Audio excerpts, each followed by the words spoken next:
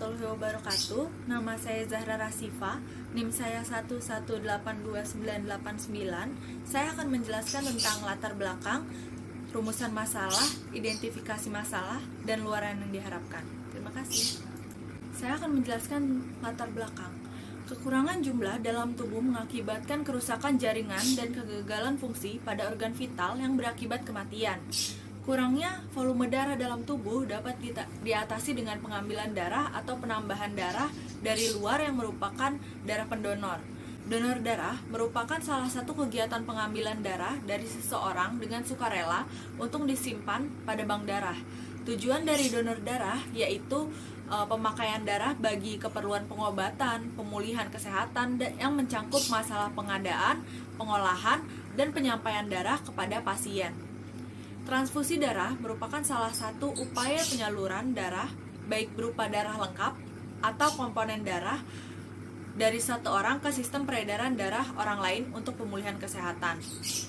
Palang Merah Indonesia atau PMI selaku organisasi kepalang merahan yang turut bertanggung jawab dalam penyediaan darah pada setiap daerah yang ada di Indonesia. Palang Merah Indonesia membuat rekrutmen donor darah yang ditugaskan untuk memastikan ketersediaan darah mencakupi kebutuhan setiap daerah. Ketersediaan darah pada bank darah sangat penting untuk mereka yang membutuhkan transfusi darah.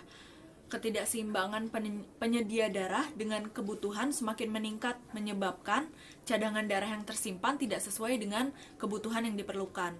Jumlah kebutuhan minimal darah di Indonesia mencapai sekitar 5,2 juta kantong darah per tahun, setara dengan 2% jumlah dari penduduk. Sedangkan penyedia darah yang ada saat ini hanya 4,7 juta kantong darah. Indonesia masih kekurangan 500.000 kantong darah secara nasional dari Kementerian Kesehatan Republik Indonesia 2019. Ketersediaan darah pada bank darah dikarenakan langkanya jumlah pendonor yang ada saat ini. Kelangkaan jumlah pendonor darah sukarela salah satunya disebabkan karena kurangnya kesadaran mengenai arti penting donor darah bagi kemanusiaan. Banyak kekhawatiran atau takutnya donor darah. Banyak juga masyarakat yang belum mengetahui bagaimana proses donor darah berlangsung atau di mana tempat dilaksanakannya donor darah, atau jika kita mau donor darah itu harus kemana gitu.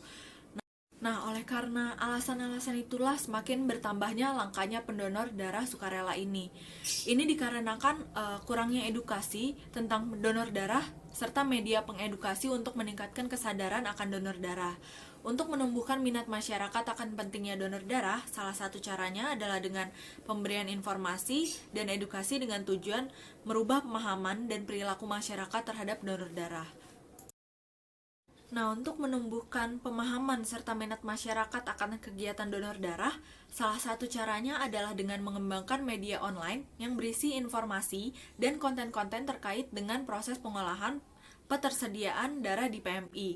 Dan untuk mendapatkan hasil yang optimal, maka konten informasi tersebut harus dibuat semenarik mungkin, seefisien mungkin, sesuai dengan kebutuhan yang berlaku, sehingga masyarakat lebih mudah dalam menerima dan mengelola informasi serta memudahkannya akses masyarakat untuk terjun langsung dalam kegiatan donor darah. Nah, dengan beberapa permasalahan tersebut dan dengan cara-cara yang sudah diberikan tadi dapat diatasi juga dengan membangun sebuah sistem informasi pelayanan donor darah. Penerapan teknologi informasi pada sistem pelayanan donor darah ini akan memberikan keuntungan di mana pendonor dapat melihat data historinya terekam detail dan dapat diakses secara mudah dan kapanpun. Dan juga untuk petugas memudahkan dalam penyampaian informasi kepada masyarakat, memudahkan dalam pengelolaan agenda, lalu memudahkan dalam penginformasian ketersediaan stok darah kepada masyarakat, serta dapat membantu dalam memonitoring kegiatan donor darah. Dengan mengembangkan suatu sistem informasi donor darah di mana tidak hanya berisi informasi-informasi penting tentang donor darah, tetapi juga berisi tentang proses donor darah yang akan dilakukan secara online yang dapat dilakukan di mana saja dan kapan saja, dengan fitur-fitur yang sudah dilengkapi sesuai dengan tujuan dan terakses langsung oleh PMI sehingga tidak adanya berita hoaks atau kepalsuan. Nah, yang kedua saya akan menjelaskan tentang identifikasi masalah. Nah, berdasarkan latar belakang di atas, maka dapat diidentifikasi masalah yang dihadapi sebagai berikut. Yang pertama, Pendaftaran relawan donor darah masih dilakukan secara manual dengan melakukan pengisian form donor darah secara langsung menggunakan formulir kertas, sehingga menimbulkan lamanya proses pendaftaran untuk pendonor karena pendonor harus mengisi secara langsung formulir kertas yang ada di PMI tersebut secara langsung di tempat itu. Yang kedua, adanya antrian.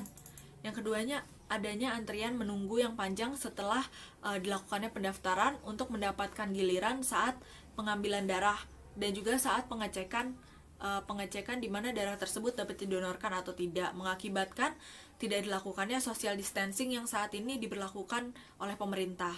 Nah, yang ketiga, belum adanya pendaftaran secara online untuk relawan donor darah.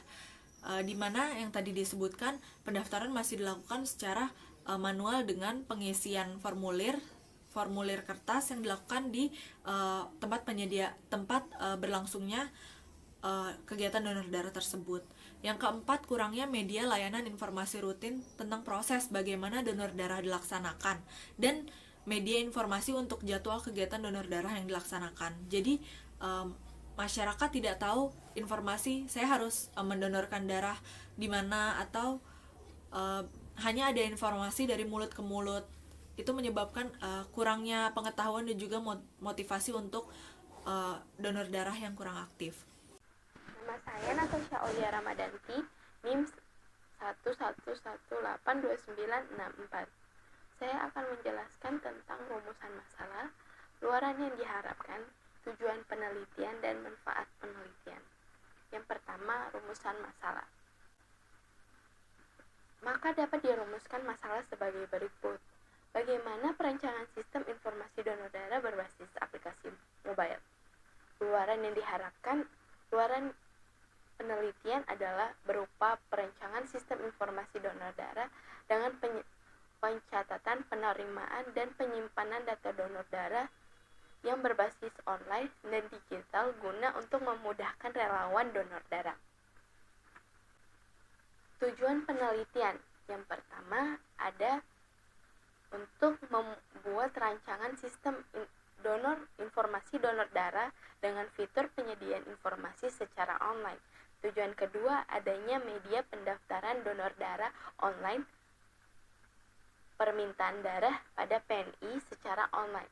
Yang ketiga, menghasilkan sistem informasi persediaan darah yang mampu mengelola dan mengelola data dengan baik.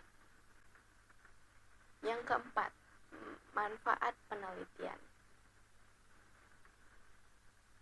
Yang pertama, manfaat penelitian ada 5. Yang pertama, relawan donor darah akan lebih mudah untuk melakukan pendaftaran yang dilakukan secara online. Yang kedua, memudahkan untuk mendapatkan informasi mengenai jadwal kapan di mana kegiatan donor darah dilaksanakan. Yang ketiga, diharapkan dapat meningkatkan pelayanan kepada masyarakat. Yang keempat, informasi dapat diakses dengan mudah.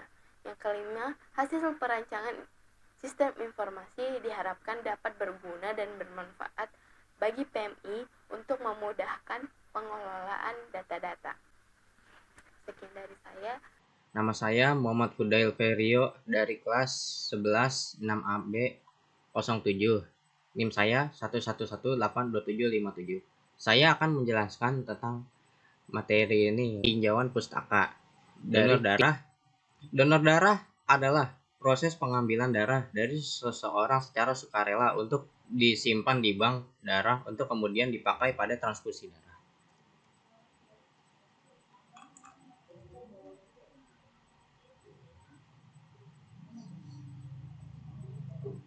Syarat donor darah. Ini adalah beberapa syarat yang bertujuan untuk menjamin keselamatan pendonor dan penerima darah menurut Permenkes Republik Indonesia pada tahun 2015. Yang pertama yaitu berumur 17-60 tahun. Yang kedua yaitu berat badan minimal 45 kg. Ketiga, temperatur tubuh berkisar antara 36,6 sampai 37 derajat Celcius. 4. Tekanan darah baik dengan sistol 110 sampai 160 mm hydragirum dan diastol 70 sampai 100 mm hydragirum. 5. Denyut nadi teratur sekitar 50-100 kali per menit.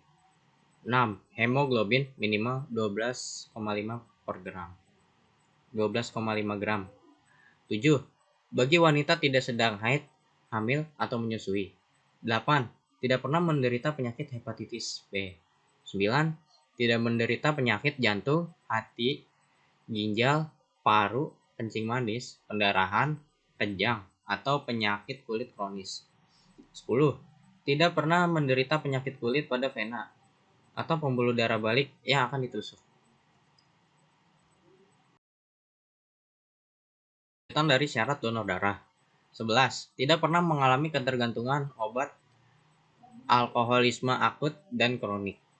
12. Tidak mengidap penyakit HIV atau AIDS, atau juga homoseks, morfinis, berganti-ganti pasangan seks, pemakai jarum suntik tidak steril. 13. Tidak mempunyai kecenderungan perdarahan atau penyakit darah, misalnya defisiensi G6PD, talasemia, dan policythemia vera. 14. Tidak pernah menderita penyakit tuberkulosis, sifilis, epilepsi, dan sering kejang. Mekanisme kerja donor darah. Yang pertama, pendonor datang ke tempat kegiatan donor darah diadakan. Contohnya, datang ke rumah sakit yang menyediakan atau PMI. 2. Calon pendonor melakukan pendaftaran secara manual dengan mengisi kertas formulir yang disediakan. 3. Setelah selesai mendaftar, calon pendonor yang sudah terdaftar bisa dijadwalkan untuk melakukan proses donor darah.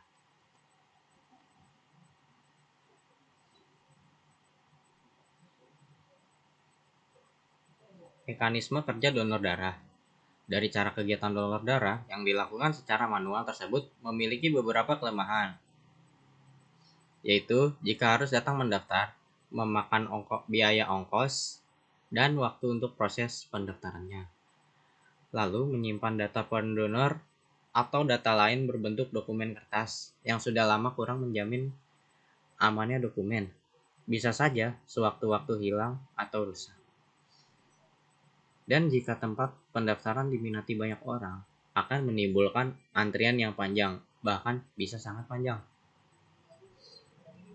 Aplikasi mobile donor darah yang bertujuan untuk memudahkan proses pendaftaran donor darah dan pendataan segala proses dan dokumen yang berkaitan tentang donor darah yang dilakukan.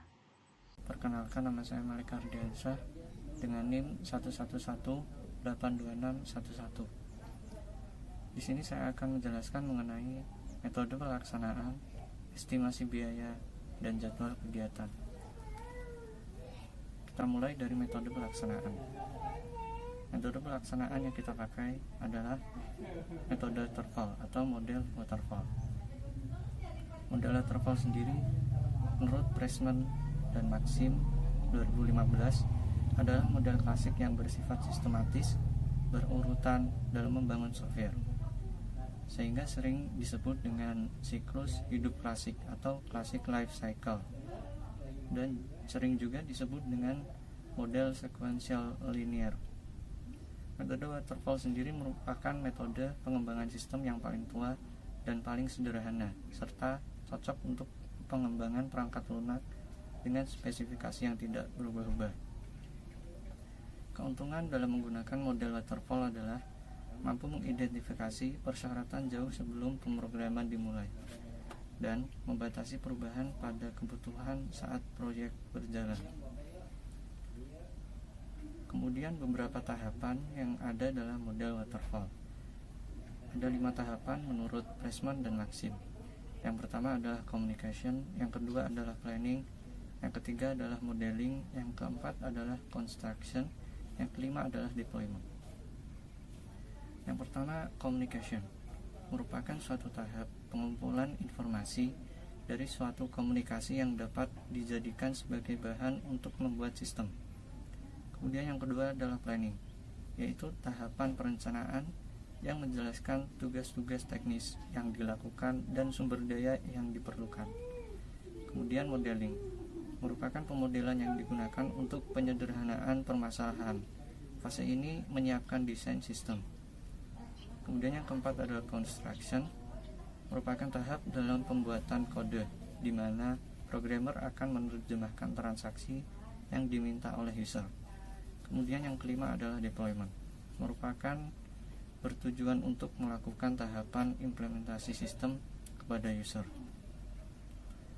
Kemudian kita masuk ke estimasi biaya atau rekapitulasi rencana anggaran biaya. Jenis pengeluaran yang pertama adalah peralatan yang diperlukan, membutuhkan biaya Rp2.850.000. Kemudian yang kedua adalah bahan habis pakai, membutuhkan biaya Rp880.000. Yang ketiga adalah perjalanan, membutuhkan biaya Rp250.000. Kemudian yang keempat adalah lain-lain, membutuhkan biaya Rp5.500.000, sehingga total biaya yang dihasilkan adalah Rp9.480.000.